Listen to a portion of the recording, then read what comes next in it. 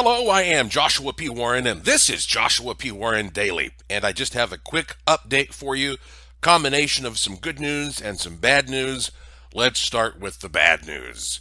If you have not heard already, my event in Las Vegas for this May has been officially postponed. I'm talking about Finding Your Magic 2, which was scheduled to take place on May 29th of 2020. And ironically, it is already going to be my last conference ever. And so now it it is being postponed until we can set another firm date for it. Um, and this is one of the reasons that this is my last conference, because I've been producing big events for over 20 years, and sometimes you work months or over a year to put one of these events together, and you're just hoping that everything works out for that particular day. It's one of those things where you give yourself the dirty Harry. Do I feel lucky? Well, do ya, punk? You say, do I feel lucky? Is this going to work out? And so far, I have been very lucky. Over the years, I've dealt with blizzards and various weather situations, but the show has always gone on. So this is the first time in my life that I've had to postpone an event, and it was all because of the governor of the state of Nevada, Steve Sisolak. He gave a press conference yesterday, and that was what I was waiting for, his press conference, because his conferences so far have been saying all these good things about Nevada, like, hey, everybody's been minding the rules, and our numbers are some of the lowest numbers in the country, and everything's going great. So it looked like that we were one of the top states that should have been entering phase one of opening. And if he had announced phase one of opening, I would not have postponed this conference. But the problem is he will not even announce phase one of opening. And when we do get to phase one, then that's going to last for quite a while. And during that period of time, you cannot have a gathering of more than 10 people, and bars cannot open. And so my event was essentially happening at Millennium Fandom Bar. And so we had all these strikes against us at that point, and I called the owner, and we were just like, yeah, there's no way we can guarantee. Who knows? Maybe like the day before, like May 28th, maybe everything will open up again, but I can't leave all of my audience hanging like that. That's not fair. I have people flying in from all over the world for this. And so at least now you have over 30 days of notice, so you can get a voucher for your airfare and your hotel room. Everybody's very understanding and accommodating. I've already had to go through this myself regarding another trip, and basically they'll just give you that credit so that you can use it when everything is, well, back to normal, quote unquote normal. So that's why there's no sense in me even giving you another date right now, because I don't know. I'm just going to have to sit here and wait and watch, and then finally, when they tell us we can do it, then we'll do it. So it sucks, but it's not the end of the world. I tell you what's tough, though. What's really tough is that I personally, I'm doing okay right now throughout all this madness. But I hear from people every single day who are really, really suffering by not being able to work. And the government says, oh, we're going to send you a check. Well, for one thing, it's not that much money. And secondly, when is it going to get here? Some people say they've gotten it. Most people haven't. I don't know what people are doing right now to get through this. But I will tell you a couple of things. The mental suffering in our country is now far more dangerous than anything from a virus. And you might want to remind people of that mental health is a real thing, and people feeling secure and being able to literally pay their bills and not be worried and go. Mental suffering in our country is now far more devastating than anything from a virus. That's what I believe. and I'm not trying to get political on you. Everybody tries to spin everything politically. I'm just saying that this is a real situation that people are dealing with, and I know people are suffering out there. And here is what is worrisome. What is worrisome is that when people become desperate enough, they become violent. All you have to do is look at history, and you will see that is the case 100% of the time. When people become desperate, they become violent. You know that old adage, idle hands do the devil's work? You heard that? Think about that. Idle hands do the devil's work. If we don't start figuring out how to get everything back and give people an ability to, to live their lives, then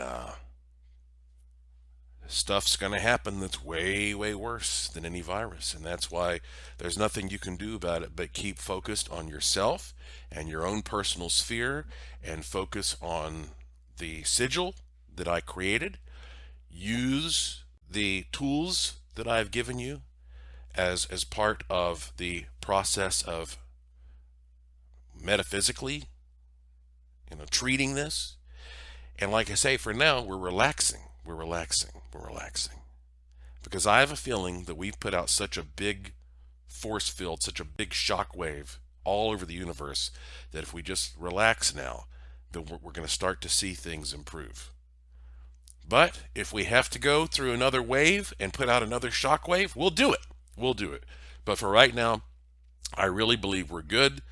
And it's just, it's a postponement of things. You just hang in there a little bit longer, right? Hang in there a little bit longer.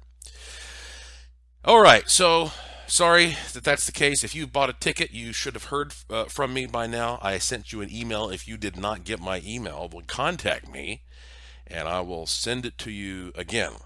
If maybe you have a new email address or something like that, all you have to do is go to joshuapwarren.com, and you'll find my email address, but it's very simple. It's contact@joshuapwarren.com. Here is some really interesting good news, I think. Tonight, and this is Thursday, April 23rd of 2020, at least here in the United States, you should be able to turn on the Discovery Channel tonight and see yours truly. That's right. I am going to be on the Discovery Channel tonight on the season finale of the show called Rob Riggle, Global Investigator. And this particular episode is episode 6. It is called Really Close Encounters. And in the U.S., it is scheduled to air at 11 p.m. tonight. And so, and again, other parts of the world, I don't know. They may air older episodes before or after, I'm not sure. Check your local listings. Just make sure, if you're going to set your DVR or whatever, that you record episode 6 called Really Close Encounters. And it will feature me and Dean Warsing and Nick Weird and Steve Barone, and it should be pretty damn good. All right. I'll tell you a couple things about this. For one thing, I mentioned this already. I want to reiterate it. A lot of times I don't even promote a show that I'm going to be on until I see it because I don't know how it's going to turn out. And you don't know what's going to end up on the cutting room floor. Hopefully everybody I mentioned made the cut. I have not seen this, so I don't know. So I don't usually talk about, I don't usually promote stuff if I can help it before I see it. But there is a chance that I will come across as a bit of a dickhead on this program. And if that is the case, I want you to understand Rob Riggle is a comedic actor. You've seen him in movies like The Hangover. He was on Saturday Night Live. And so, because he is a comedian, there were times where we would sort of stage a scene where maybe they wanted me to be kind of rough on him, for comedic value. And he's a very good actor. And I think I'm a pretty good actor. So it might look like it's real. I don't know. But depending on how they choose to put all this together, it may look like I'm being a little too snarky or sarcastic toward him. But again, that was what we wanted to do to create a comedic scenario for a particular scene. And I don't mean that to undermine the content of the show in any way. The show should have all kinds of great content, but you try to make it entertaining, and so we were joking around basically. That is another reason I am confident in promoting this show before I have seen it, and that is because the producer and director of this is a man named Ben Haslip, and I have known him for 10 years. I met him because he was working for a company 10 years ago that was producing stuff for the National Geographic Channel. And Ben was one of the key players in producing this series called Paranatural. And they did a whole 1 hour episode about the Brown Mountain Lights, which also, of course, had me and Dean Warsing and the whole Lemur crew. Everybody was in on that. But to this day, it remains my favorite TV program about the mystery of the Brown Mountain Lights, and it was treated with respect. And they went the extra mile.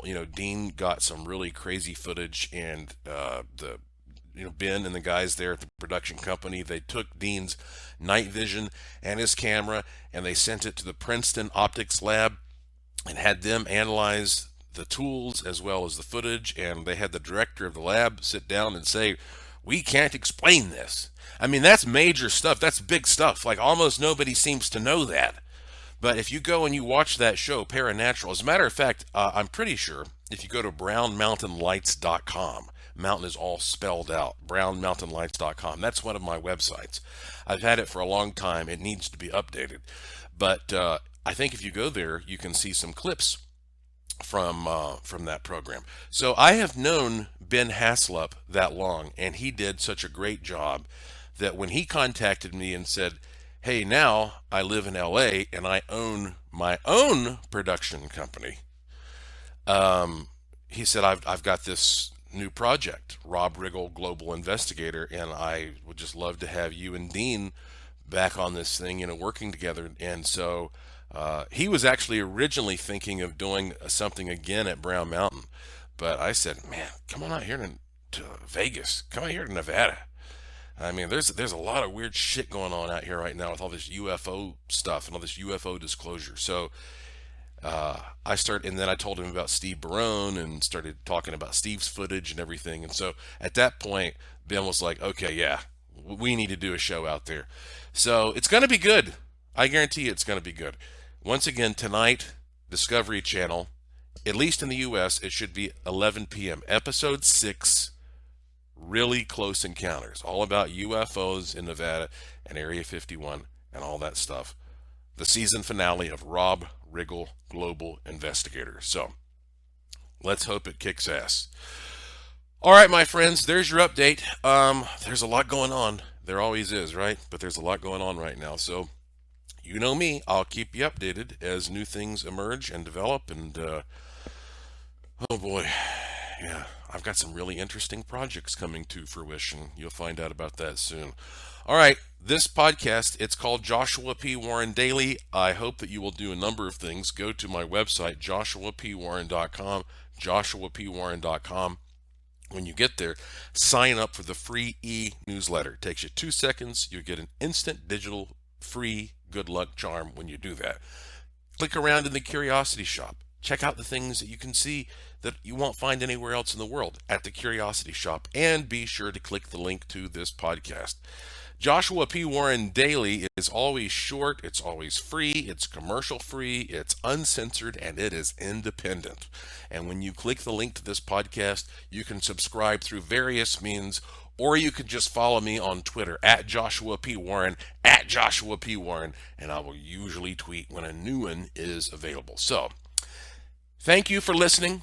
Thank you for your interest and support. Thank you for staying curious. And I will talk to you again soon.